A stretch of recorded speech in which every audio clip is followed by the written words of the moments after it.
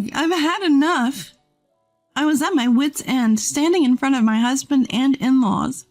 It was a day we were supposed to go on a trip to Hawaii. And my mother-in-law had just told me, "I don't remember inviting you." Carter, my husband, just gave me a look that said he wanted to get through this awkward moment as quickly as possible, offering no help. I was done with these people. My name is Rita Rollins. I'm 28 years old. Before getting married, I worked as a bartender. I've always loved drinks, and right after graduating from college, I got a job at a privately owned bar. That's where I met Carter, who had been a regular there even before I started working. I heard from the owner that he was a quiet guy, but he started talking to me more after my second shift. We were the same age, hit it off, and eventually our relationship turned romantic. We got married 6 months ago. Until I married Carter, I had never moved out of my parents' home. There were 2 reasons for that. First, my workplace was very close to my home. Second, my dad was extremely protective of me. I lost my mom to illness, and being an only child, I was always the apple of my dad's eye. But he didn't just spoil me. He knew when to be strict. My dad is a wealthy businessman, so I've never had to worry about money. I was able to go to college thanks to his financial support. I don't know all the details, but he seems to be involved in managing several companies. He cried so much at my wedding that the staff had to caution him. But he trusted Carter and sent me off as a bride. So I finally moved out and started my life with Carter. But reality was different from what I had dreamed. It all started when my mother-in-law began visiting our home. After marrying Carter, I quit my job and became a homemaker. Carter works as a driver for a small transportation company. He leaves early in the morning and comes home late at night, so I had a lot of free time. That's when my mother-in-law started to meddle in my life. One day, after seeing Carter off and doing some laundry, the doorbell rang. I checked the monitor and saw it was her. "Hello?" "Oh, has Carter gone to work?" "Yes, he just left." "I brought these cupcakes that Carter loves. Could you give them to him?" "Thanks for your kindness. We'll enjoy them later." I thought my response was perfectly polite, but she suddenly frowned and said, "What are you talking about? There's none for you. I made these for Carter."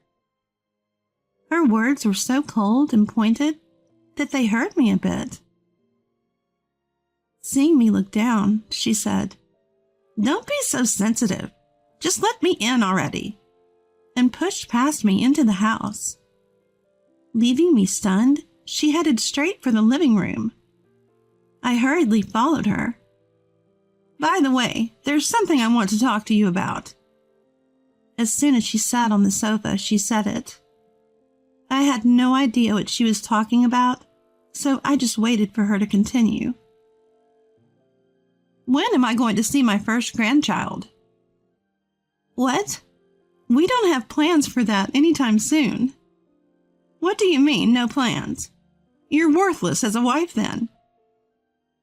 My mother-in-law's unexpected visit was filled with nothing but derogatory comments towards me. Carter and I had decided to wait until we were 30 to have kids. We're not financially stable yet, and we don't want to bring a child into a world where they'd struggle. But my mother-in-law dismissed our plans, saying I had no value. Isn't that our choice to make? She didn't expect me to talk back. She furrowed her brows and yelled, "How dare you defy me, a wife who can't even give me grandchildren?" "I never said I can't have children. I said the timing isn't right." "A woman who can't give birth when I want her to is as worthless as one who can't give birth at all." I felt irritated by her words and fired back, but she didn't stop. "Enough! This is pointless." With that, she left. That night, Carter looked at me apologetically and said, "Hey, Rita, we should have a kid." "Did your mom say something to you?" I immediately suspected that the events of the day had something to do with this impressed Carter. But he remained silent, looking down. "Tell me the truth. Your mom said something, didn't she?" "Well, it's both. Dad yelled at me to get you pregnant already. Probably Mom's idea. Dad has always been under Mom's thumb." I felt my spirits sink. Carter is kind to me, but he lacks assertiveness. I knew he wasn't confrontational, but he never complains even when things are against him. Now I was sure. It's not that he won't say anything. He can't. "I'm going to your parents' house tomorrow. Our home and my in-laws are just a 20-minute drive apart. I could go there any time." "But what if we just have a kid like they want? Wouldn't that calm them down?" I was infuriated by Carter's weak response. "Do you really want to have a child now? Have you forgotten that we agreed to wait until we saved some money?" "Well, can't we just ask your dad for money? He's really wealthy, right?" I sighed deeply and stopped preparing dinner. Then I looked at Carter and said, "Don't you find that embarrassing? If we have a child, we're the parents. How do you plan to raise a child when we can't even manage our own finances?" When I said this assertively, Carter deflated and mumbled, "Sorry," ending the conversation. I've always been strong-willed, even handling customer complaints when I was a bartender. Carter, despite being an athlete, is weak-willed. He may look muscular and strong, but he has a fragile heart, a disappointing balance. The next day, as promised, I visited my in-laws. The person who opened the door was my mother-in-law. "Oh, what brings you here all of a sudden? It's rare for you to visit. Come in." She treated me with unexpected courtesy. Walking into the living room, I saw my father-in-law scrutinizing a pile of brochures on the table. "Mother-in-law, about yesterday. It's about having kids." I'd like to get straight to the point, so I tried to steer the conversation that way. But father-in-law interrupted me. "Rita, if we go on vacation for Christmas, would you prefer Hawaii or Florida?" I was speechless, not understanding the sudden change in topic. Father-in-law's tone hardened. "Can't you even answer a simple question?" "My dear, it's okay. Rita is a worthless person after all." Father-in-law yelled, and mother-in-law made a condescending comment. I felt my anger rising. But I decided to hold back, not wanting to stoop to their level. "I'd choose Hawaii. Crossing the ocean makes it feel more like a vacation." "All right, let's go with Hawaii then." "By the way, why Hawaii?"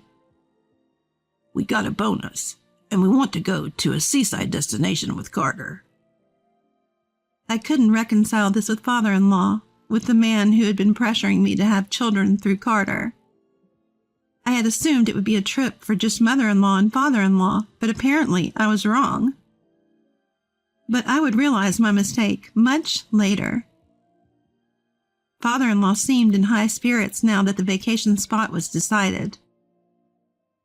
I lost the urge to bring up yesterday's issues and ruin his mood, so I decided to leave quietly. But mother-in-law stopped me.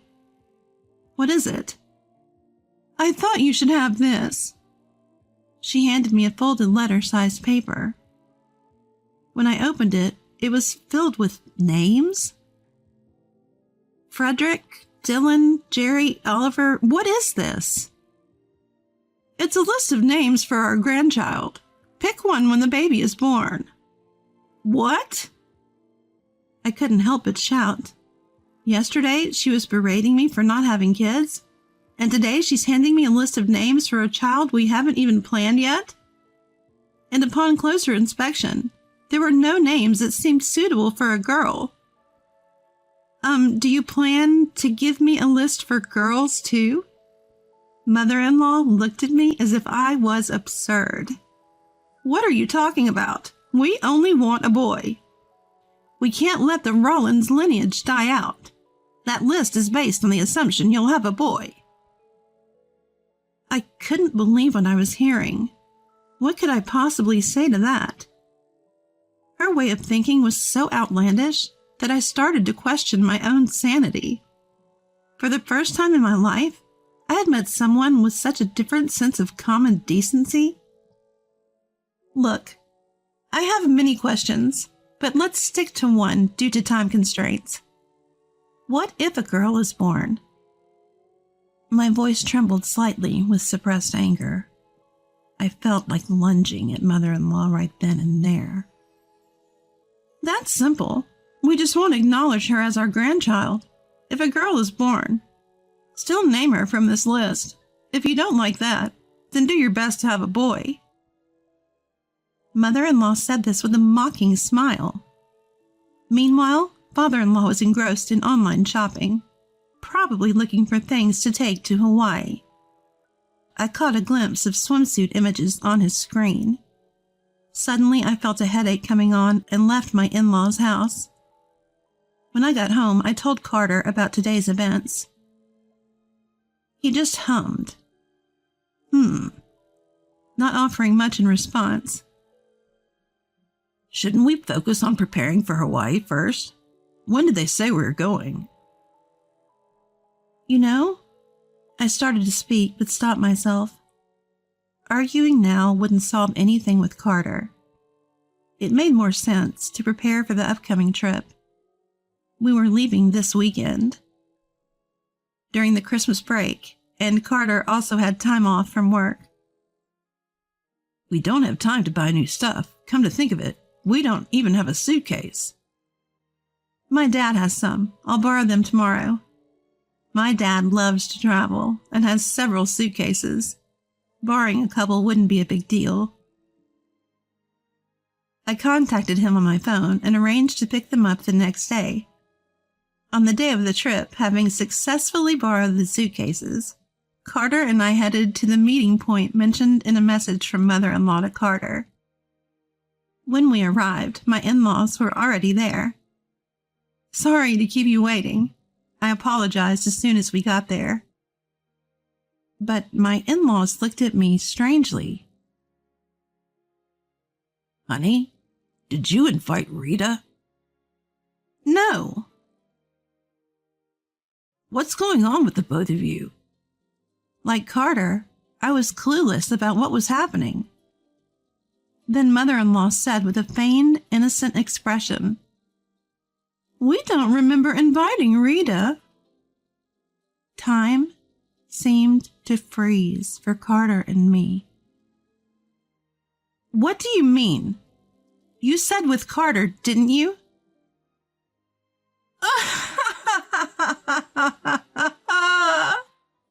Mother-in-law laughed loudly. That meant with our parents, too. This isn't the only meeting point. You can't be serious. Of course, we wouldn't invite a useless daughter-in-law. Carter, here's your ticket. Mother-in-law handed the plane ticket to Carter right in front of me. I felt a chilling humiliation, as if I'd been deliberately excluded. It was a huge insult. They must have intentionally misled me, as evidenced by their creepy smiles. When I glanced at Carter, he just looked down, avoiding eye contact. So he won't even help me now. At that moment, I lost all interest in dealing with these people, including Carter. Even if I had gone on the trip, it would never have been a meaningful experience. Fine, whatever, I said, dragging my suitcase filled with pointless hopes and excitement away from the scene. I returned home, unpacked the suitcases, and headed straight to my parents' house. I thought I'd tell them what happened today while returning the unused suitcases. When I arrived, my overprotective dad greeted me with a hug. I found his boyfriend-like hugs a bit annoying, but I was also grateful for his affection. Did you enjoy your trip to Hawaii? He asked with sparkling eyes. He probably wished he could have gone with me, but I shattered that expectation. I didn't go because I'm the daughter-in-law. Confused, my dad asked, "What do you mean?" As to answer his question, I recounted everything that had happened up to today. That's terrible, especially on Carter's part. A husband's job is to protect his wife, even if the opponents are his own parents. I had to stand up to my in-laws who opposed our marriage, and that's how I got to marry your mom. My dad said. He's a cheerful guy who mixes humor into his conversations, making them enjoyable. But his eyes weren't laughing this time. Is Carter's dad's name Fred Rollins, and he works at New Wave Corporation, right? I didn't know why he was asking, but I nodded because he was correct. Just leave the rest to Daddy, he said with a smile, ending the conversation. The day Carter and his parents were supposed to return from Hawaii arrived. I was summoned by my dad, and we headed to the airport together. We waited in the arrival lobby for Carter and his parents. 30 minutes later, they emerged, talking and laughing. My dad immediately approached the trio. I hurriedly followed. Carter was the first to notice my dad. He stopped dead in his tracks, looking as if he'd seen a ghost. His parents noticed his reaction. Just as mother-in-law asked Carter, "What's wrong?" My dad spoke up. "Hello, I'm Rita's father." The three reacted nervously to his words. Hello." Father-in-law responded with his tone much weaker than when he had spoken to me. "Do you know why I'm here?" The aura my dad emitted was intense. He's built a massive fortune over the years and knows how to control a conversation. The three seemed to know what this was about. They looked down, trying to avoid the issue. My dad took a step closer and said, "I heard my daughter was excluded from the Hawaii trip. Is that correct?" Well. "Carter, didn't I tell you to take good care of my daughter when you asked for her hand in marriage? You've betrayed that trust, haven't you?" Carter glanced at my dad's face for a moment, then quickly looked away, mumbling, "I'm sorry." But my dad didn't let that go. "Apologizing means you've done something wrong, doesn't it, Mr. Rollins?" Both Carter and mother-in-law were at a loss for words. Though the airport was bustling, our corner felt like a different world. Thanks to my dad steering us to a less crowded area, no one was paying us much attention. "Mr. Rollins, let me make one thing clear. If you don't honestly tell me what happened, I won't forgive you." On the defensive, Carter and his parents finally had father-in-law speak up, perhaps to save face. "What do you mean, won't forgive? What are you planning to do?" "I'll shut down your workplace." "Haha, what a joke." Father-in-law started laughing but trailed off as he met my dad's serious gaze. "You work at New Wave Corporation, right? The bank recently approached me about providing funding and management reforms for New Wave. If I decide it's not worth saving, the bank wants to pull its funding before the debt grows any further. I was considering helping out, given that it's the company where my daughter's father-in-law works, but it seems like it's not worth it after all." For the first time, father-in-law's eyes, which had been locked down on me, began to twitch. "You can't mix personal matters with business. You'll leave not just me, but the other employees out on the street." Father-in-law's face turned pale, but my dad was relentless. "I don't mind, It's a company that is bound to fail sooner or later. Besides, my daughter is more important than employees losing their jobs. I really wanted Carter to take on this role, but it seems I misjudged him. Sorry, Rita. My intuition failed me this time. Carter looked miserable, unable to argue against the accusations.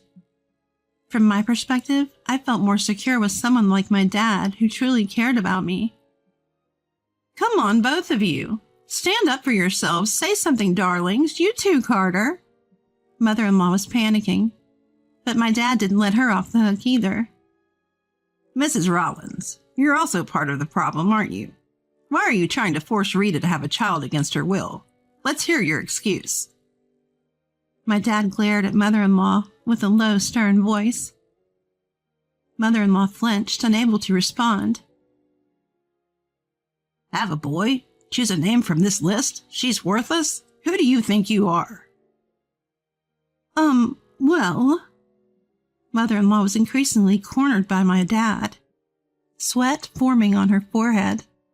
But my dad didn't stop. If you're going to make arbitrary decisions, then so will we.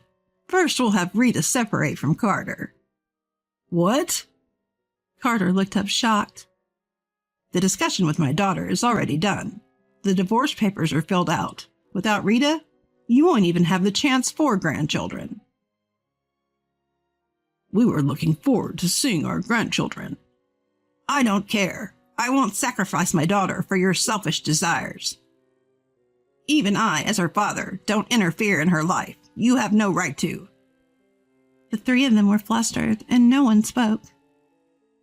You'll pay the price for trying to control Rita's life. Please, I love Rita. Forgive us. At the very end, Carter pleaded with my dad, but my dad merely glanced at him. That's not for me to decide.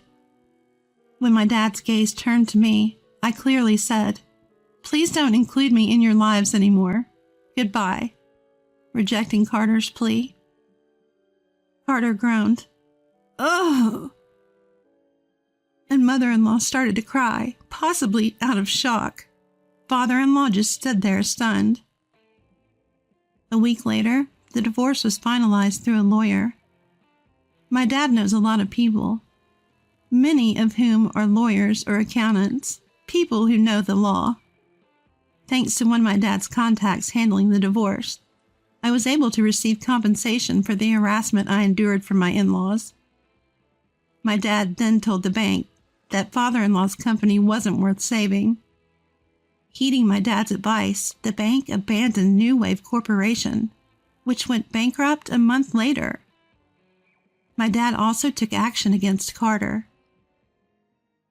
He asked a police officer he knew to investigate my husband's company on some pretext. Turns out, small companies often engage in illegal activities, and the CEO was caught evading taxes. That company also went bankrupt due to the CEO's arrest. Mother-in-law was a homemaker, so my dad didn't do anything to her, but she's probably panicking since her husband and son both lost their jobs. I can picture her frantic state. When I happened to see mother-in-law in town, she looked frail and on the verge of collapsing. This whole experience made me realize the huge gap between the ideal and reality in married life. I was harassed by my in-laws and got no help from the husband who should have been my main support. Yet the reason I'd consider marrying again is to give back to my loving father by letting him see his grandchildren. For now, I'm on my own, but someday I hope to meet someone truly wonderful